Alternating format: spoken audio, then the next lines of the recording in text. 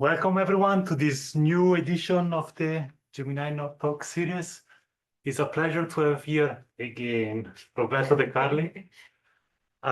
Roberto is an expert of the high-redshift universe, but is not limited to that. He studied almost the entire universe from the Virgo the entire extragalactic universe, starting from Virgo during the PhD to the highest redshift quasars known during the entire career. He had his PhD at the University of in Subria, in Como, where we met we met in the University of Bicocca. Now it's like we know each other from 20 years, so it started to get annoying. Then he had a postdoc at the University, at the Max Planck Institute of Astronomy in Heidelberg, and then he finally moved as with a staff position at the Observatory of Bologna in Italy, where he's currently residing. Roberto will stay here until the end of the week. This week is a short week, so until Thursday. He's going to talk today about the interstellar medium at the epoch of reionization. All yours. Thank you. So thanks a lot for joining. Thanks, Emma, for the invitation and the presentation. It's really a pleasure to come here. It's my third summer in a row, and it's really nice to come visit you again. Today I'm going to talk about the interstellar medium. I will have a relatively long introduction that might be a bit didactic, but I thought it would be nice to have to get everybody on stage. So bear with me. I hope I will not bore you too much. So what's the interstellar medium and why should we study it? Well, the interstellar medium is the composition of all gas and dust that populates the inner part of the insides of galaxies, and as the name describes, the medium between stars. This is a nice image of the part of the Orion Nebula, and you see all these multiple components, the dust component here, all the reflection nebula on the ionized gas from the young stars. And why it is interesting, well, if you look in extreme detail, you will start to see these cocoons. These are actually new stars that are born inside this nebula. So the interstellar medium, to first order, is important because it's the medium from which stars are formed. There's also another reason, if you come from an extragalactic perspective. Cosmology says that most of the matter in the universe is dark matter, and most of the dark matter is organized in structures called halos. And if you have a distribution of how many halos you have as a function of their mass, you have a distribution that is like this, the red line.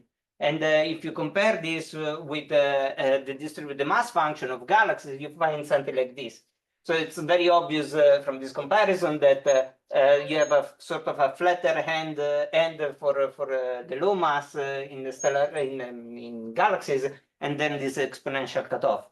And you already can tell from this that something makes galaxy formation more efficient in certain regimes than others, right? Something prevents galaxies to form in larger numbers at lower mass and higher masses. And what we think is happening, and pretty much all the community is agreeing on, is that this is due to feedback mechanisms. These are various nature, but basically at the low mass end, what dominates is this feedback from star formation.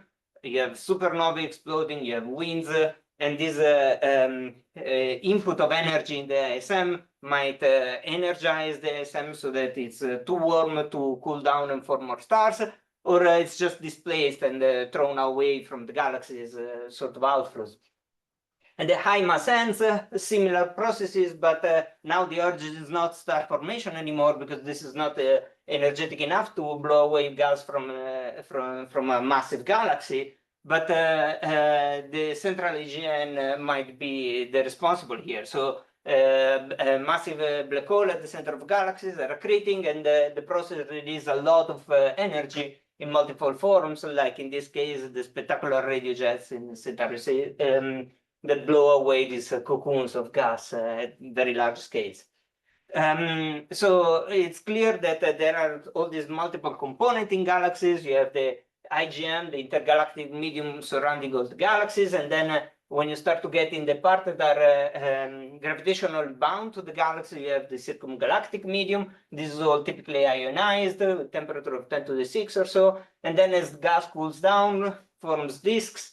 the gas becomes neutral. You have the bulk of the reservoir of neutral gas, and then if you go further in, you start to have densities, column densities that are sufficient to shield molecules. So the H2 molecule, the molecular hydrogen, can survive, and then you have a molecular gas forming here, and this is the denser part where you start to get formation of stars, and then, as we said, you might have processes that blow away the material as outflows.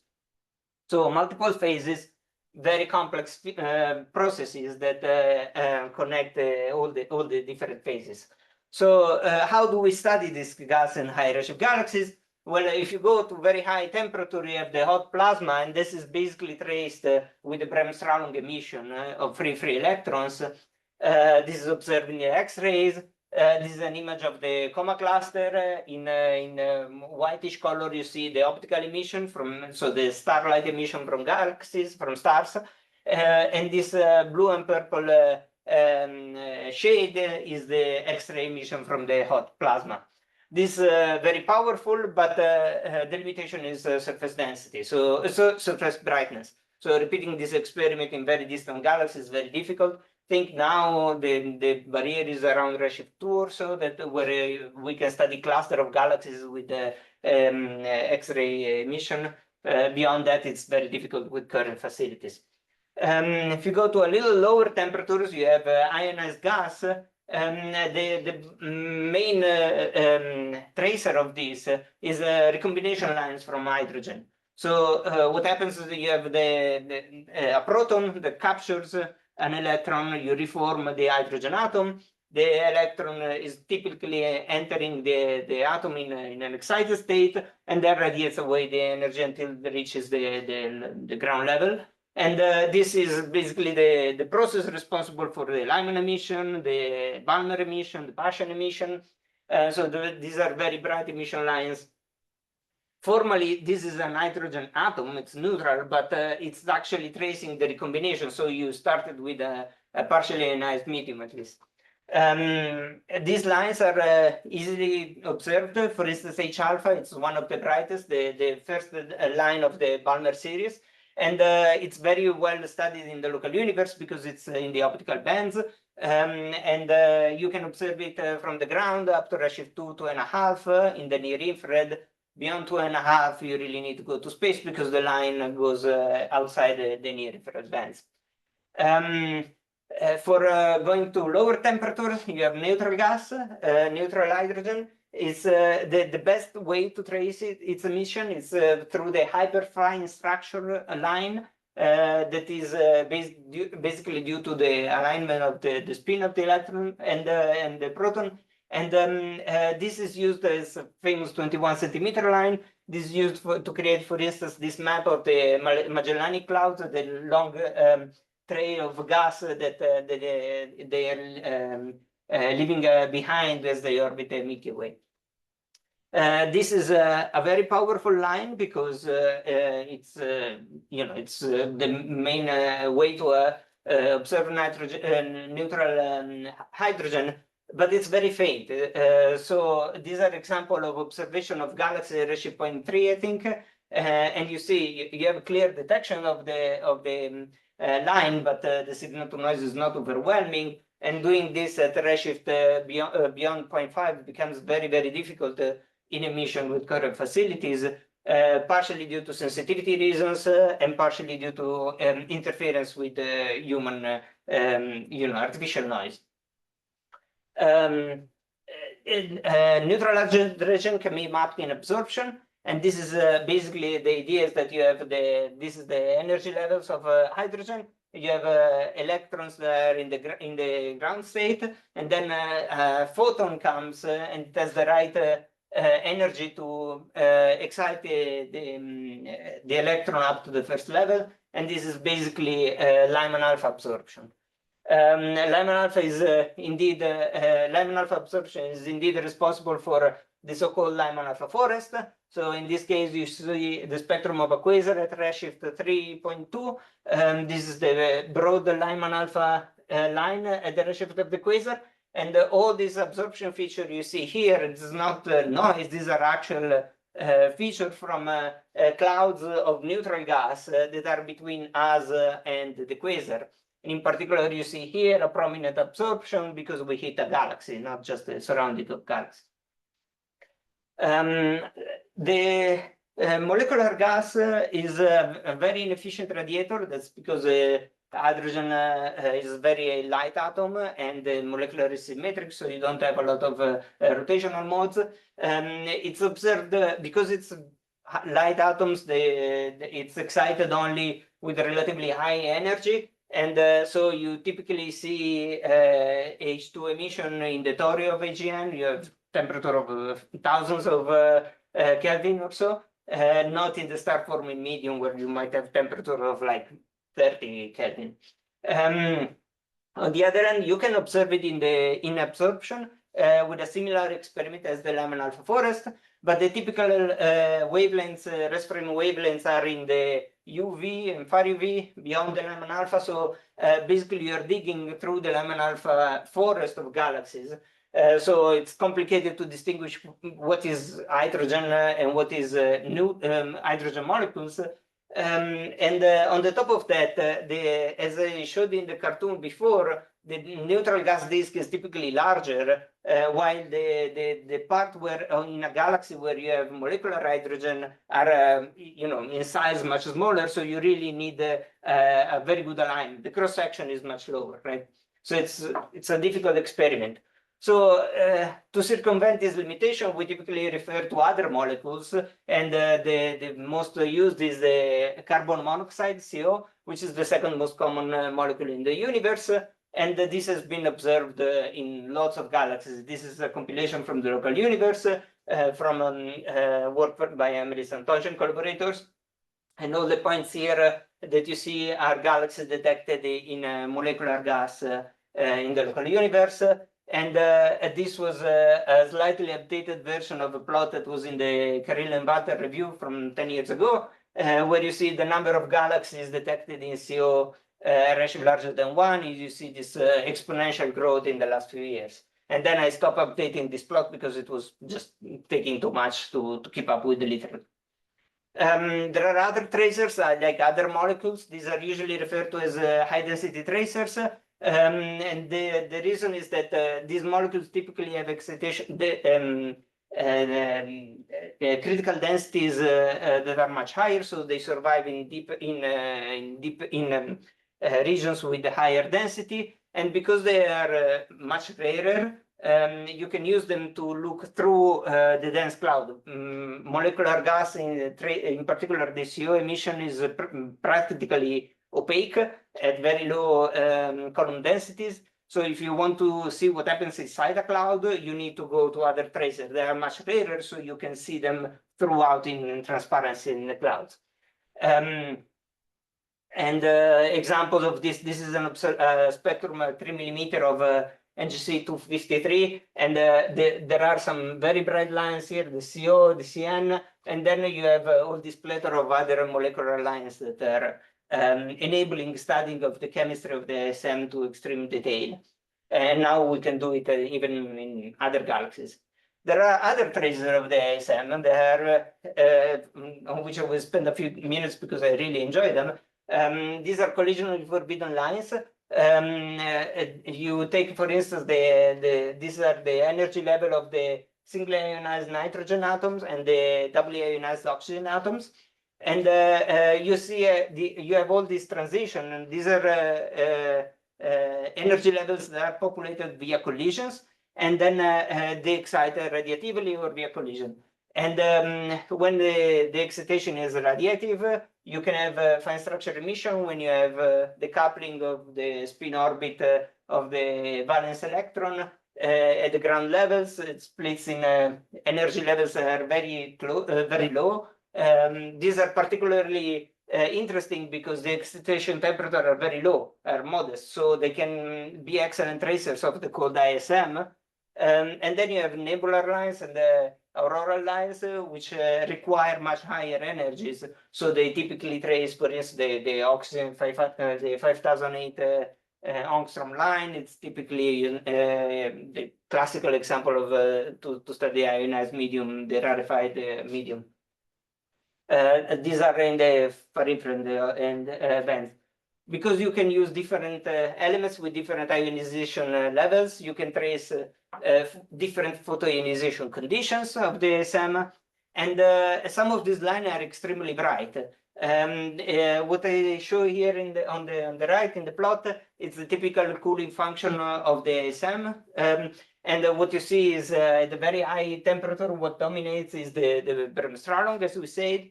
Hydrogen, in particular, the recombination lines dominate the cooling at 10 to the 4 Kelvin. But then when you go below that, you go to 3000 or less, basically all the cooling is done by two emission lines, the oxygen 163 micron line and the C plus at 158 microns. So these are basically carrying all the cooling of the ASM at a low temperature. And because some of these lines are in the frame far infrared, they shifted in the some millimeter bands of the atmosphere, where we can easily observe them with facilities like ALMA and NOEMA. It's a field that gets me very excited, partially because it's really flourishing. So I'm working on a review with Tani Diaz Santos on the topic, and we put together everything that has been done at redshift larger than 1 on fine structure lines. And what you see here is this exponential growth, especially in the last 10 years or so, where we started with a few detection in total, and now we have more than 1,000 detections reported.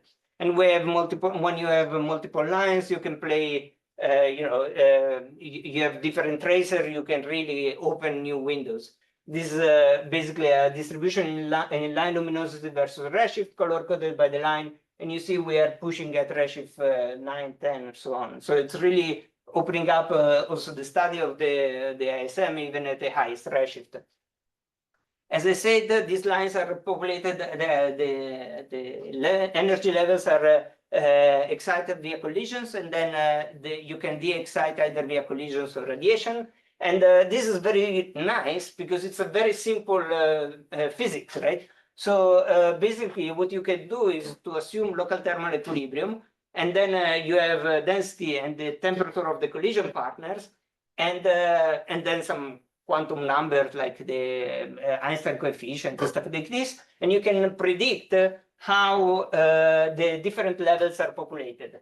Like in this case, I took the ionized nitrogen, and for each combination of the temperature of the collision partners, in this case electrons, and the density, you know which fraction, how many of the nitrogen plus ions are in the ground level, in the first excited, second excited, third excited level, and so on.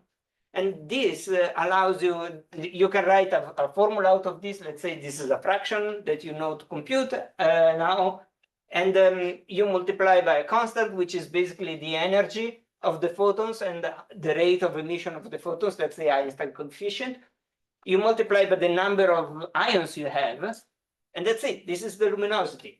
Right? So it's extremely simple. Once you know, once you assume the local thermal equilibrium, you basically have the luminosity of the line.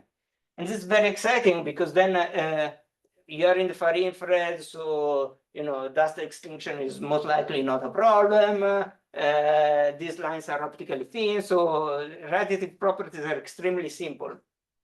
So let's say you measure two different transitions of the same species, you can take the ratio of luminosities, this drops, and this is a constant, so you basically have an indication on the thermal state of the gas, right? So you can create diagnostics, like in this case on the left, it's lines of the same species with different critical densities, and basically you get a ratio, the ratio of the lines depends on the density of the gas. So you can measure the ratio between two nitrogen lines, and you get the density of the medium. It's extremely powerful. And you can do a similar thing with the temperature. You take different levels. In this case, for instance, you take the 5,007 angstrom line of oxygen tree, and you divide by the 88 micron line, and you get the temperature of the electrons, right? So with just 2 observations, you get physical quantities of the medium, and you can do this now at redshift 6, 7 or so. It's really exciting. If you take different species, you can learn something about the ionization stage, right? Because in this case, what I'm showing is different templates of stellar populations with different age and different type of AGN templates, and you can predict the yield of photoionizing photons produced by each of these templates, and how many of the carbon atoms, of the oxygen atoms are singly, doubly ionized, and so on. And you can get constraints on this. Last tracer, then we move on, is dust. Dust is a catalyst for the formation of the molecular hydrogen. So basically, it's very, wherever you see molecular hydrogen and you have some metal to produce dust, it's most likely that dust is there. It's very easy to detect because it's a bright continuum detection. It's relatively cheap to secure.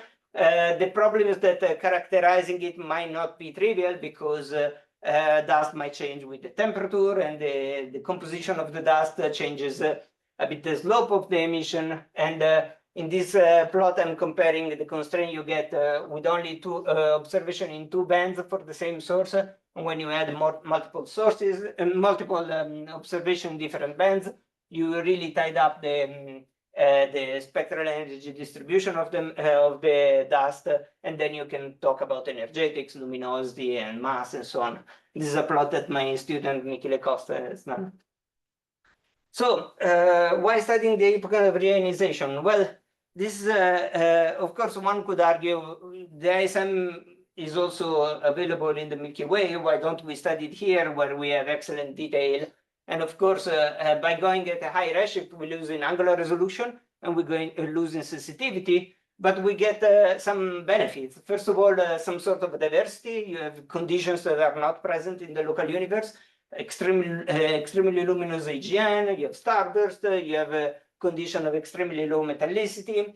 You have context. By this I mean that you can see, for instance, what happens when clouds are subject to different gravitational forces within the galaxies, right? The internal galactic dynamic, or when what happens with the environment, the effect of the environment on the evolution of the ASM. And then you have the look back time benefit, because you go to very high redshift, you see how galaxies were like within a billion years from the Big Bang. And the epoch and reionization is the focus of this talk. It's the first giga-year of the universe. This is a timeline with a relative redshift. And it's very interesting because basically it's called the epoch of reionization, because after recombination, the universe was pretty much neutral until the first stars started to shine, and the UV photon started to ionize bubbles around them. And at some point between redshift, let's say 10 and 6, this process started to escalate to the point that at redshift 6, the universe is pretty much fully ionized, and it stays there until now. So it's the last phase transition of the universe. But it's also interesting because in terms of galaxy evolution, it's a very, very short time scale. So here I'm comparing this timeline with the typical main sequence lifetime of massive stars. And you see that, for instance, if you refer to A-type stars, right, which are still massive, you don't have time to do many generations of this. And this implies you don't have time to do AGB, right, asymptotic giant branch stars. So that implies that you will not have time to form a lot of dust and to enrich the metals in the ASM. In terms of dynamics, you typically have the reference point that the sun's orbit is 250 mega-year. So if it's a typical galaxy, you don't expect within a giga-year to have a relaxed dynamics, right? And in terms of large-scale structure, if you have a particle that is moving, or a galaxy, a test particle that is moving at 1,000 kilometers per second, it takes about a gigayear to cross 1 megaparsec. So really, you don't have time to form structures. And last but not least, black holes need to grow. We have quasars at a very high redshift, but the salpeter time, which is the folding time of a black hole, this is creating a constant radiative efficiency, in this case 0.1, and a constant Eddington ratio, in this case again 0.1, it's 450 megayear. So you don't have a lot of time to grow the black hole either. Still, we have a bunch of quasars. We are now, we know more than, I think, 600 quasars at redshift above 5.6. And this is a kind of a distribution in number in terms of look-back time. And these are the objects I will mostly focus on, because these are some of the most exciting laboratories in the high redshift. So how do we build them? If you look at them with the, for instance, in this case, ALMA, you immediately see that these quasars typically have a lot of dust and gas. These images show on the left panel the dust continuum, and on the right the gas mapped in carbon C+ emission. And you see that basically pretty much everywhere we see, we looked, there's abundance of both. So these systems evolve pretty fast. For the dust, we can study a little the budget of dust and its energetic. In a few cases, we nicely sample the dust SED all the way from the 3 millimeter band up to the peak of the dust emission. And we get constrained on the temperature, on the mass, luminosity. Luminosity in this case is high, 10 to the 13. The temperature is typically around 50 Kelvin. So high, but not extreme, given that you have a super luminous quasar at the center. And interestingly, we have 10 to the 9 solar masses in dust. And this is not the only case. This is another figure I took from a previous former student of mine, Antonio Pensabene, and repeated the experiment with other quasars. We find pretty much similar results. So this is interesting because we say 10 to the 9 solar masses in dust. But if you compare to the kind of dust yield for typical stars, what you see is that basically in this busy plot, you see in terms of time, the production of dust per stellar mass. And you see that even in the most optimistic case, when you only focus on supernovae, you can only create, let's say, 1 part every 1,000 of dust for every 1,000 parts of masses used for stars, right? Again, supernovae are the main driver of this production at this high ratio, while HB production only ramps up much later. And this means that if you have 10 to the 9 solar masses in dust, you have something like 10 to the 12 or close to 10 to the 12 solar masses in stars that you have to form, otherwise you can't justify the stars. So it's really a challenge to put together all this mass. These objects have to be evolving extremely rapidly. And this means because you have a lot of dust, at some point you will have sight lines where you intersect this line. Now we selected the quasar we study because of the bright UV continuum. But if you look at the same sources from different angles, you will intersect some of this dust, and you will have significant column densities, like in this plot from a paper by Roberto Decarli and collaborators. And you see that you get easily column densities of 10 to the 24 or so centimeters squared, right? So the fraction of objects of a quasar that could be obscured just because of the ISM of the galaxy can be very high, up to 80% or even larger at this high redshift. We say the energetic, we say in many cases we get a luminosity of 10 to the 12, 10 to the 13. This has implications. One obvious thing is to try to understand whether this is powered by the AGN or by star formation. So what we did is try to compare the luminosity of the dust with the luminosity of the UV, where you see the bright emission of the quasar, and we pretty much don't see any obvious relation. I mean, there's a general trend, but the scatter is more than 2 orders of magnitude, so that's pretty much known there, which might be an indication that most of the AGN is not the sole driver of the luminosity, of the dust luminosity. Star formation has to play a significant role. That doesn't mean that the AGN is not contributing, but star formation must have a big role. And if you take this luminosity and you convert it in star formation rates, you get values of 10 to the 2, 10 to the 3 solar masses per year. So really intense star formation activity. We have multiple lines. Roberto, Yeah. sorry, this might be a naive question, but is this absolute UV magnitude dust corrected, or does it not No, matter? this is not. And Might that be a confounding factor here? yes. I believe this was done when we did. So these sources are all UV selected, right? So dust obscuration can't be too big, right?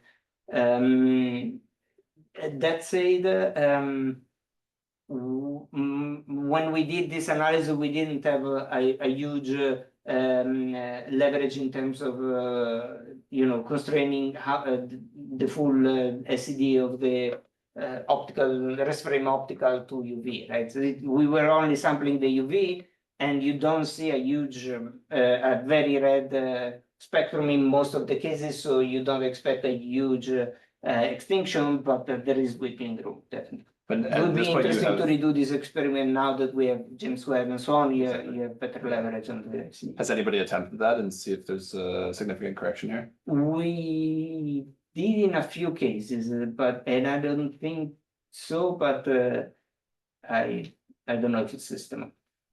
Excellent. So of course we don't have just the dust, we have a number of lines. This is again from the work by Antonio. In this case, we targeted the water transition. Water is one of the high density tracers, and you see you have multiple lines that you can observe to get constraints, in this case on processes like the collision excitation versus the infrared pumping due to the energetic of the dust. You have other lines. In this study, we observed the M+ oxygen 3, the CO line, neutral carbon, and again, you can play with these lines and use the approach that I showed at the beginning. You make some simple assumption, the kind of gas state, and you convert the observed line luminosities into masses, and then you apply some correction for what you think is the abundance of this species, and you get masses for the molecular gas and for the ionized gas in this case. And you get masses of a few times 10 to the 10, both in ionized gas and molecular gas, which is a lot. But keep in mind that at least for this object, we have 4 times 10 to the 11 in terms of dynamical mass of those galaxies. So it's a really massive system. Another test we did was to compare the contribution of the fine structure lines to the energetics, the budget. In this case, luminosity versus infrared of the line divided by the luminosity of the dust continuum as a function of dust continuum. In this case, for neutral carbon, ionized carbon, and the ionized medium as traced by the oxygen. And what you see is that galaxies that are hosting a quasar, that are shown in blue, in dark blue, pretty much populate the same regime of the parameter space as some millimeter galaxies and starburst galaxies. So we don't have an obvious imprint of the AGN in the cooling of this on the emission of this fine structure lines. I already showed this plot.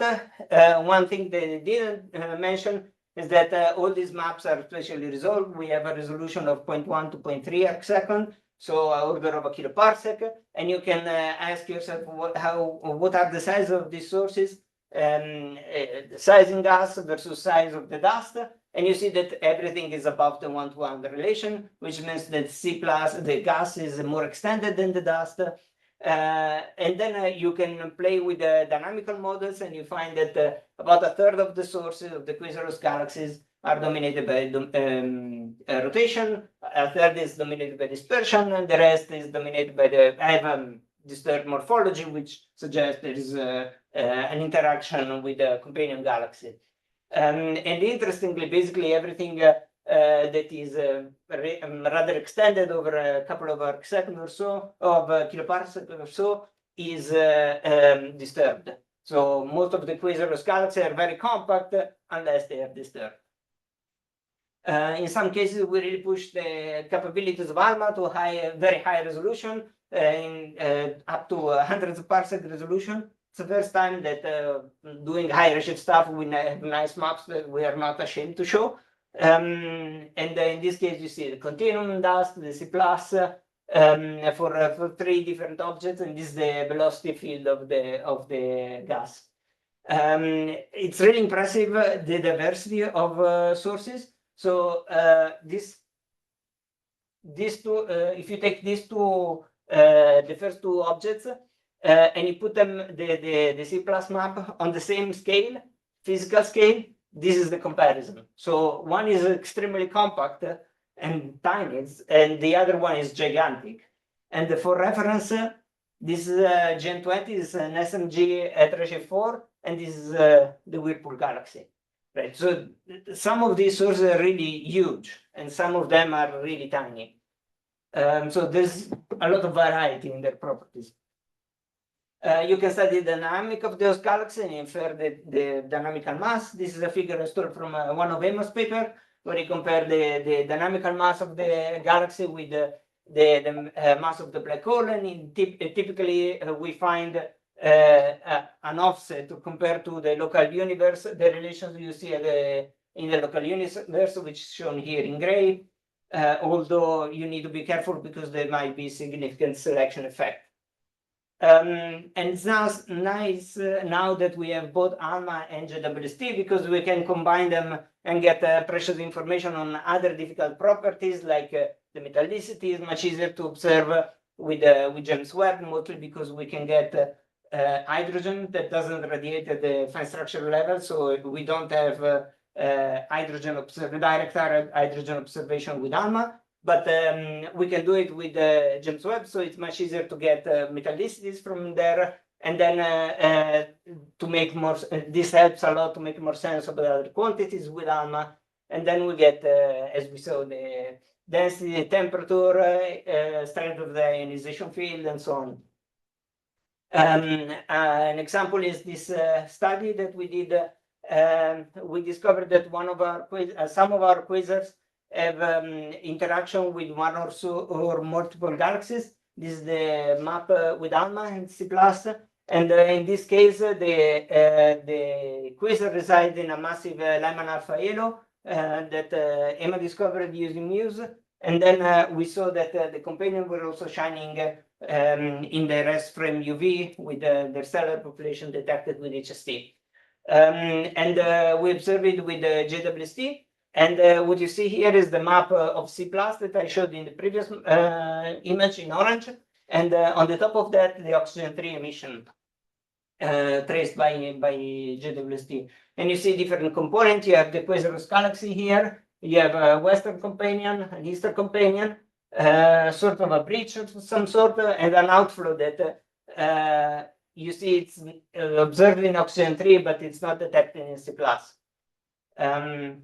And yeah, just plotting an RGB image with different line emission, you already see from the different colors that the physical condition in different parts of the map of the system are different. You can play with the usual diagnostic, like the BPT diagram as shown here. This is the nitrogen 2 over H alpha, oxygen 3 over H beta, and this is the integrated version for the system with the different components highlighted. And you see that basically you get, with respect to the location of SDSS galaxies, you typically have a bit higher ionization parameter, which is consistent with other observation at very high redshift with the JWST. And basically, they're all consistent, all the system is consistent with star formation kind of photoionization, except for the green point, which is the host galaxy and the quasar. We get metallicities of about solar metallicity for the Eastern Companion and 0.3 or so for the Western Companion. So different metallicities, very different ionization parameter, which suggests they are two different galaxies. And then you can infer result maps of, in this case, the electron temperature and metallicity.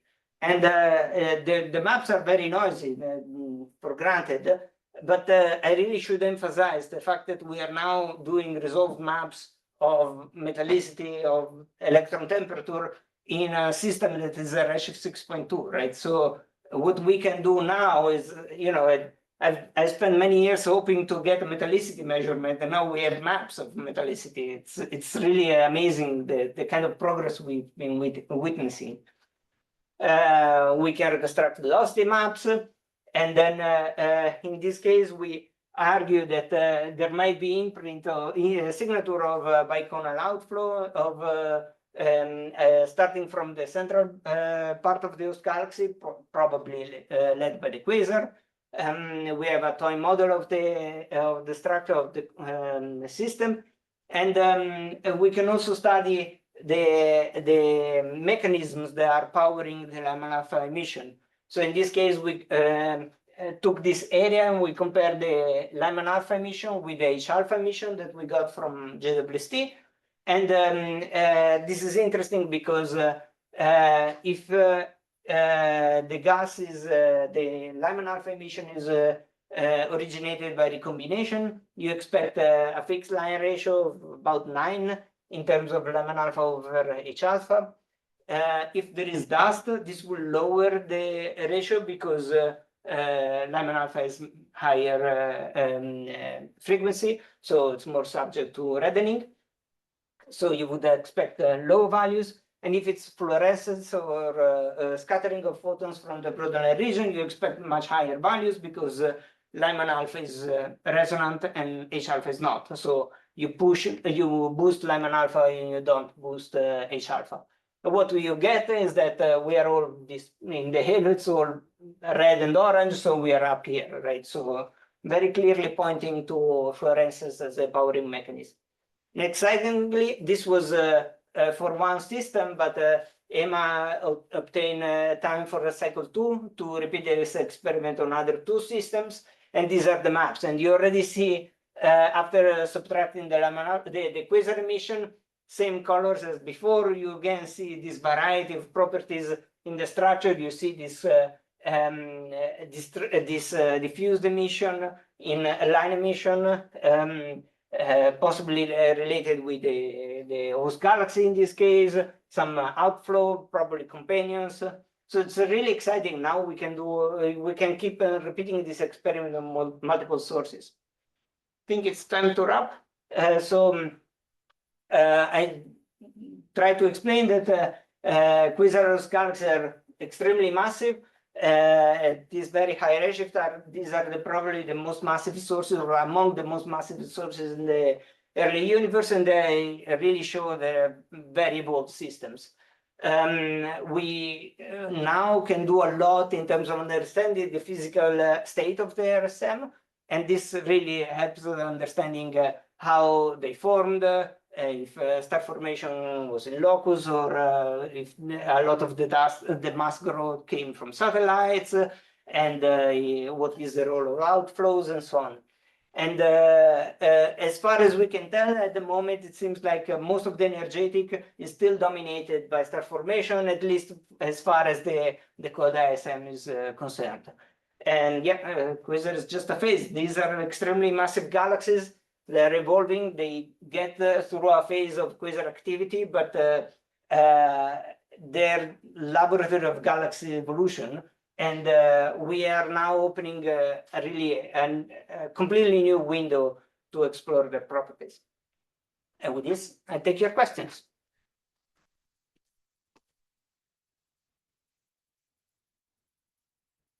Questions?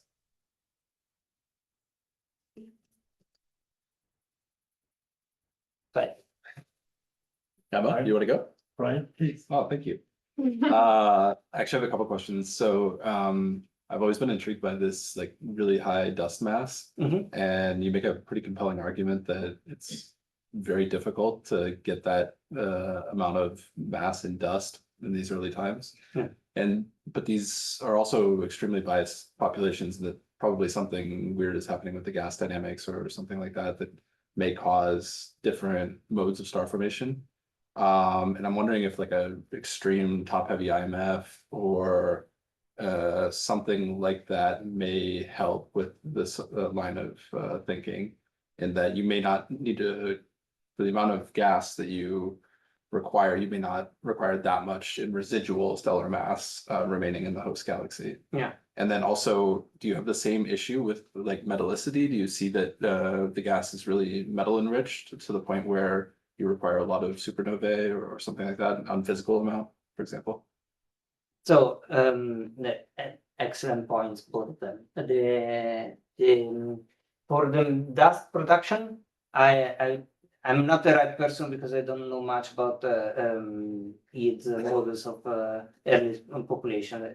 I certainly agree that a top heavy IMF would help, and it might not be completely outrageous to consider, given that you will have phases of very rapid growth in relatively low metallicity regimes. So it might be that you get more massive stars to start with. And because these are extremely massive systems, you might be able to have a potential well that is deep enough to retain most of the metals, right? Which may make the production of metals and dust much easier. More specifically, how critical it is, I think I would defer to someone that knows the models better than I do.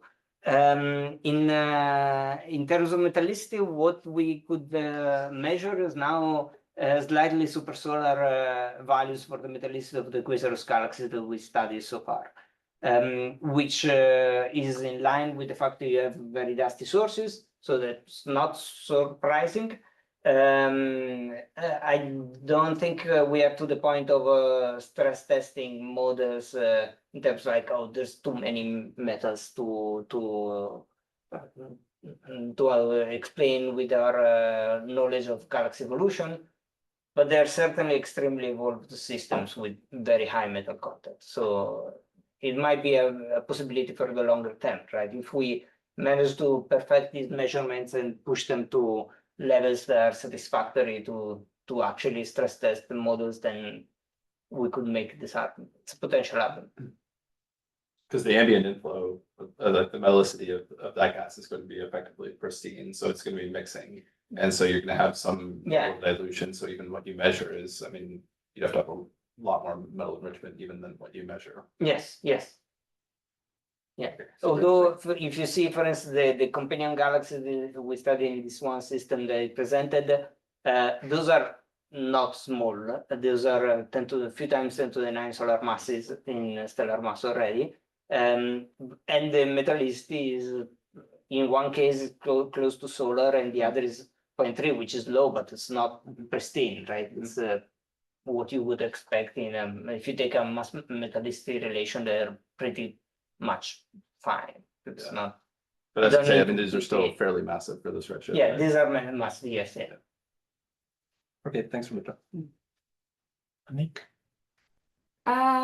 So one small thing. So you said you don't see any difference between like the hyperfine light between quasars and other galaxies. Why did you expect this? So one, for instance, with the oxygen 3, right? This is I don't know if it's convenient to go back there, but basically oxygen 3 is a high ionization line, right? So one could naively say, okay, you have a quasar, it's very luminous, you might have a harder ionization field in the galaxy. This doesn't seem to be the case, mostly probably because these are very dusty sources.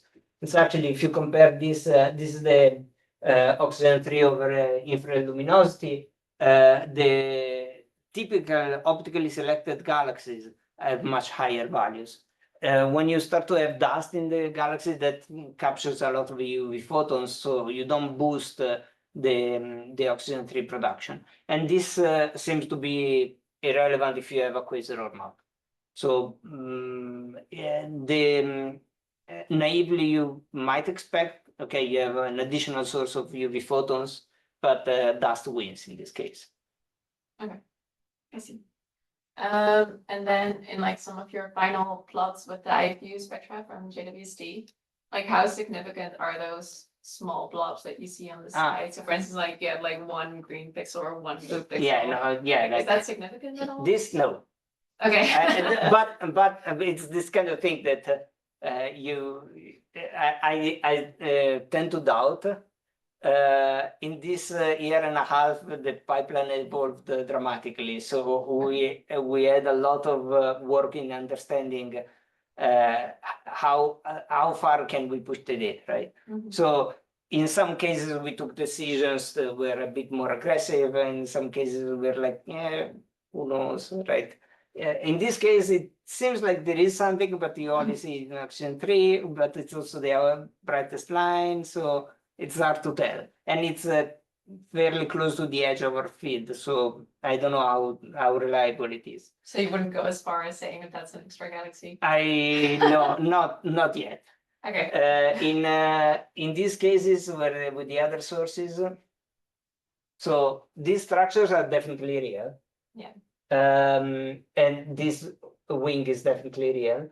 Here there is a galaxy though, the foreground galaxy is relevant, so part of it might be contaminated by the galaxy. These parts I don't think it's necessarily real, but this is real, right? And here we have we knew from our observation there's an SMG, so we know there is a galaxy here.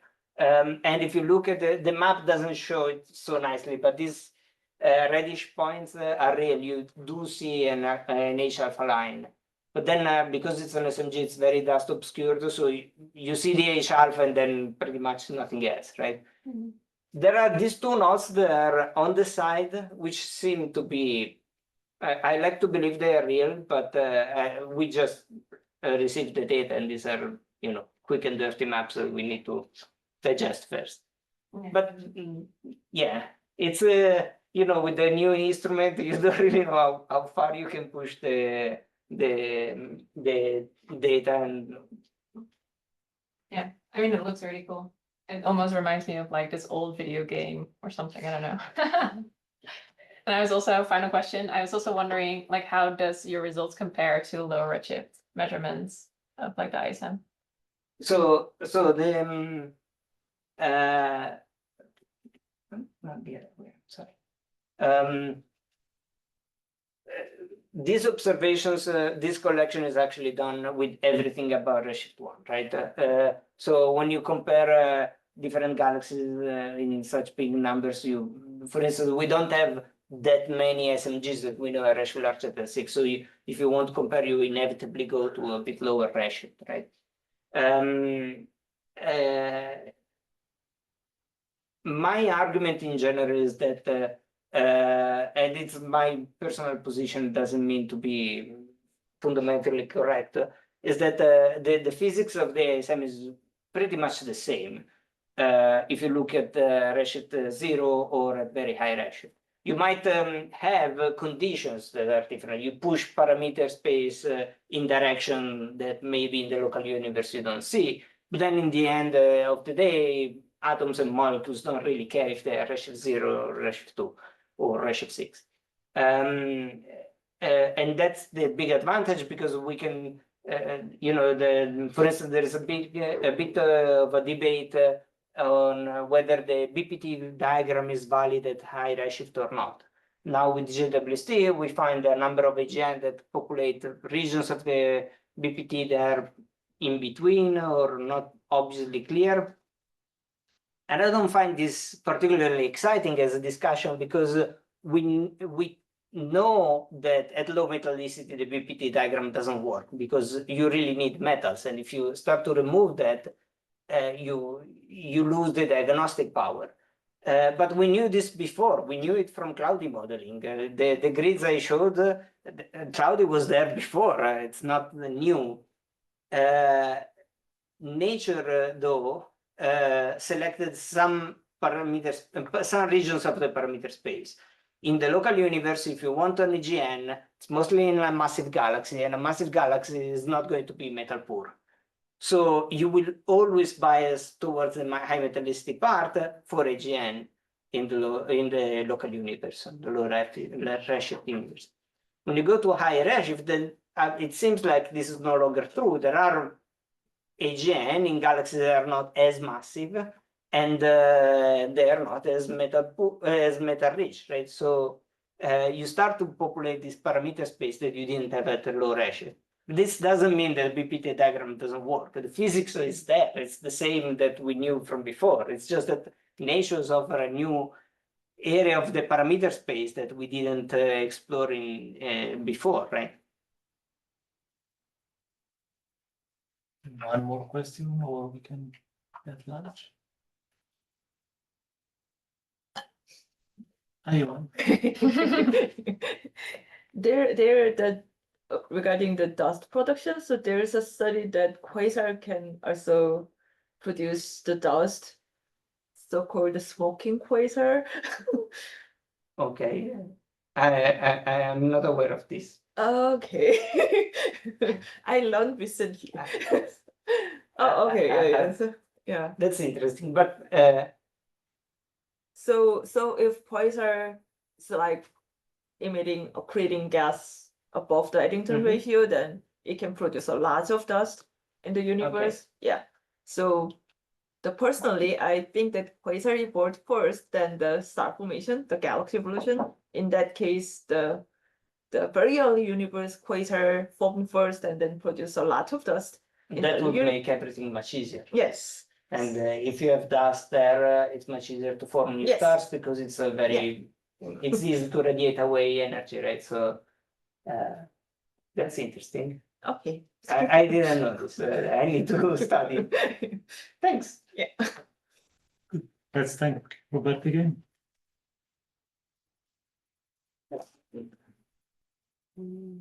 I'm just imagining